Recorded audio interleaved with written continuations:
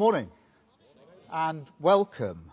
Sunshine, no rain, no wind, probably tempting fate, but it's really good to see you all here, see familiar faces in this garden. So thank you so much for coming along this morning.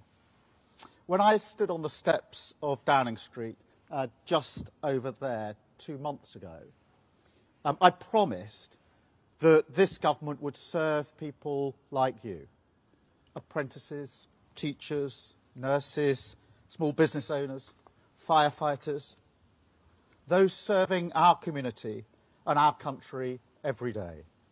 I promised that we would get a grip on the problems that we face and that we would be judged by our actions, not by our words. I said before the election, and I say it again really clearly today, growth, and frankly by that I do mean wealth creation, is the #1 priority of this Labour government. And that's why in our first few weeks we've set up the National Wealth Fund, because we want every person and every community to benefit. It's why we've unlocked planning decisions, because we're going to build 1.5 million new homes. It's why we set up Great British Energy to create good jobs and cut people's bills. And it's why we ended the national strikes that have crippled our country for years. Because I defy anyone to tell me that you can grow the economy when people can't get to work because the transport system is broken, or can't return to work because they're stuck on an NHS waiting list. We've done more in 7 weeks than the last government did in 7 years. And these are just the first steps towards the change that people voted for, the change that I'm determined to deliver. But before the election, I also gave a warning. I said change would not happen overnight. When there's a deep rot at the heart of a structure, you can't just cover it up. You can't just tinker or rely on quick fixes. You have to overhaul the entire thing. Tackle it at root, even if it's harder work and takes more time. Because otherwise, what happens? The rot returns in all the same places, and it spreads worse than before. You know that, I know that, and that's why this project has always been about fixing the foundations of our country. But I have to be honest with you, things are worse than we ever imagined. In the first few weeks, we discovered a £22 billion black hole in the public finances. And before anyone says, oh, this is just performative or playing politics, let's remember the OBR did not know about it. They wrote a letter setting that out. And they didn't know because the last government hid it. And even last Wednesday, just last Wednesday, we found out that thanks to the last government's recklessness, we borrowed almost £5 billion more than the OBR expected in the last 3 months alone. That's not performative, that's fact. But as well as the things that we've discovered, we've also seen shocking scenes across the nation. A mindless minority of thugs who thought that they could get away with causing chaos, smashing up communities and terrifying minorities, vandalising and destroying people's property, even trying to set fire to a building with human beings inside it.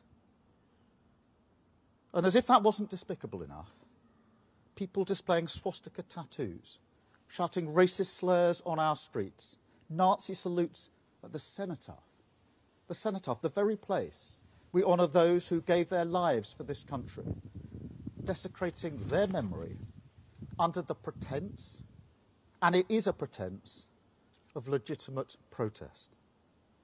Now they're learning that crime has consequences, that I won't tolerate a breakdown in law and order under any circumstances.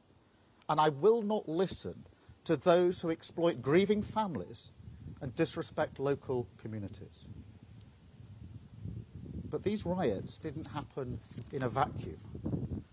They exposed the state of our country, revealed a deeply unhealthy society, the cracks in our foundations laid bare, weakened by a decade of division and decline, infected by a spiral of populism which fed off cycles of failure of the last government.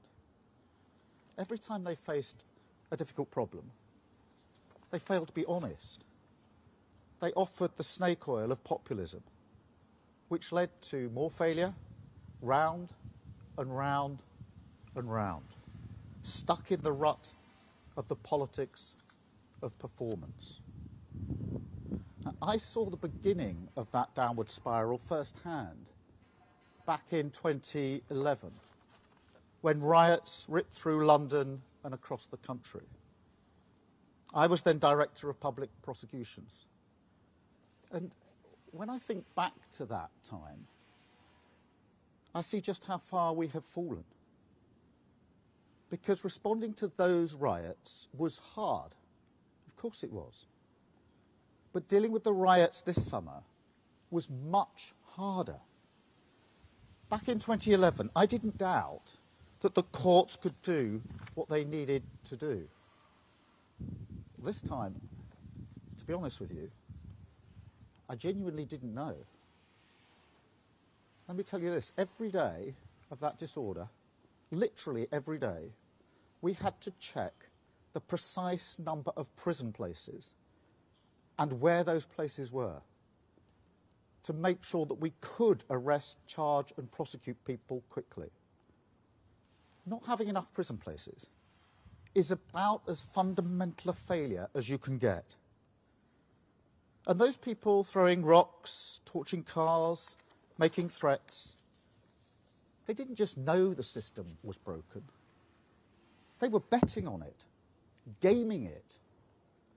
They thought, they'll never arrest me. And if they do, I won't be prosecuted. And if I am, I won't get much of a sentence. They saw the cracks in our society after 14 years of failure, and they exploited them. That's what we've inherited. Not just an economic black hole, a societal black hole. And that's why we have to take action and do things differently. And part of that is being honest with people about the choices that we face, how tough this will be. And frankly, things will get worse before they get better. I didn't want to release prisoners early. I was chief prosecutor for 5 years. It goes against the grain of everything I've ever done. But to be blunt, if we hadn't taken that difficult decision immediately, we wouldn't have been able to respond to the riots as we did. And if we don't take tough action across the board, we won't be able to fix the foundations of the country as we need. I didn't want to means test the winter fuel payment, but it was a choice that we had to make, a choice to protect the most vulnerable pensioners while doing what is necessary to repair the public finances. Because pensioners also rely on a functioning NHS, good public transport, strong national infrastructure. They want their children to be able to buy homes. They want their grandchildren to get a good education. So we have made that difficult decision to mend the public finances so everyone benefits in the long term, including pensioners. Now that is a difficult trade-off, and there will be more to come. I won't shy away from making unpopular decisions now if it's the right thing for the country in the long term. That's what a government of service means. This shouldn't be a country where people fear walking down their street. their TV showing cars and buildings being set on fire. This shouldn't be a country where the Prime Minister can't guarantee prison places. This shouldn't be a country where people are paying thousands more on their mortgages or waiting months for hospital appointments they desperately need, where our waters are filled with sewage, where parents worry that their kids won't get the opportunities that they did, where nothing seems to work anymore.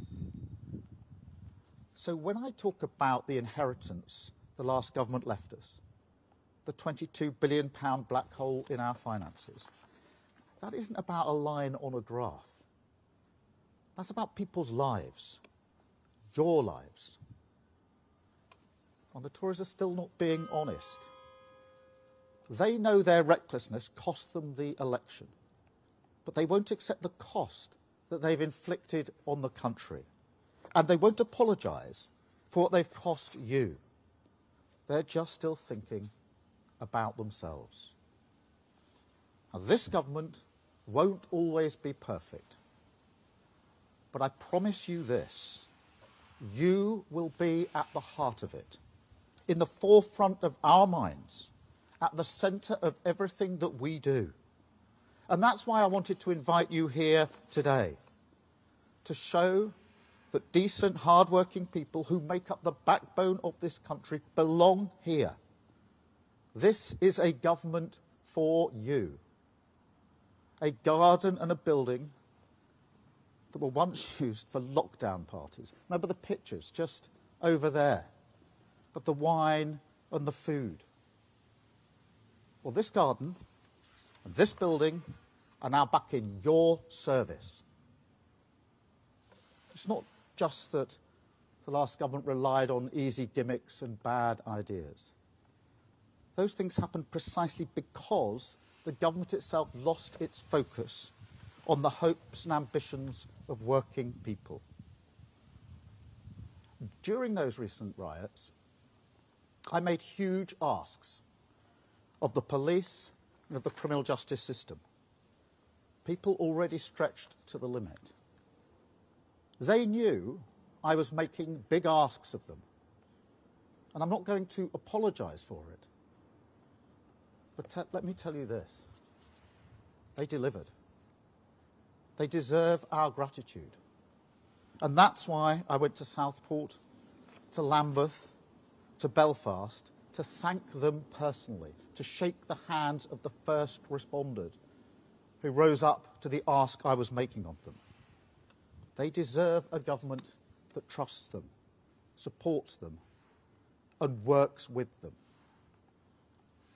That is the sort of government that we will be. One that works with people, not does things to them.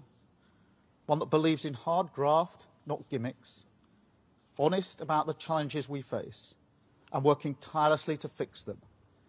And that is how we will always work. Now, next week, Parliament returns.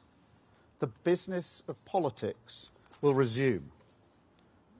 But it won't be business as usual, because we can't go on like this anymore. Things will have to be done differently. We will do the hard work to root out 14 years of rot, reverse a decade of decline, and fix the foundations. Between now and Christmas, we will carry on as we've started, action, not words.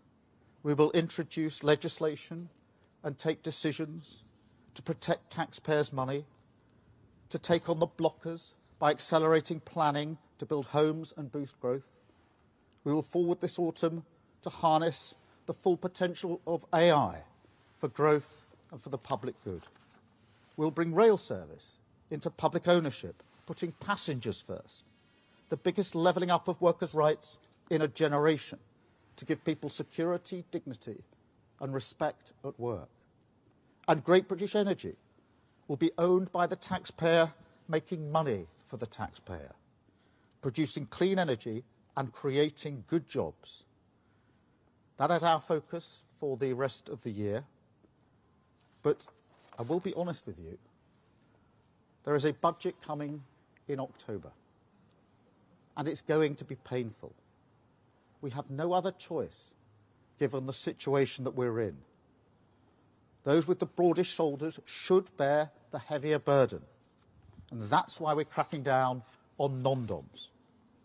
Those who made the mess should have to do their bit to clean it up, and that's why we're strengthening the powers of the water regulator and backing tough fines on the water companies that have let sewage flood our rivers, lakes and seas.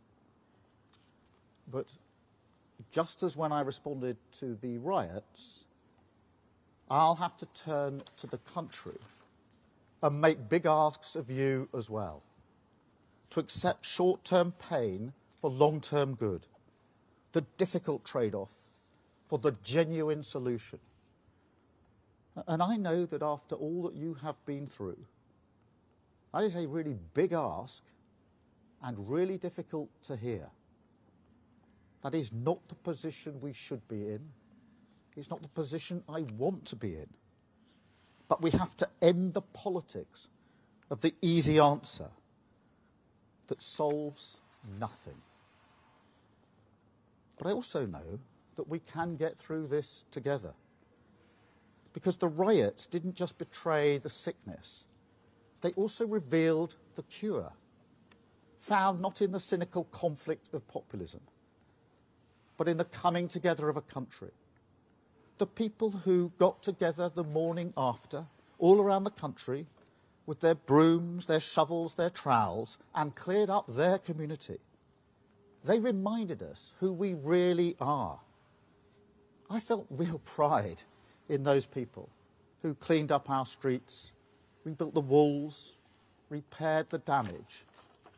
And I couldn't help thinking about the obvious parallels.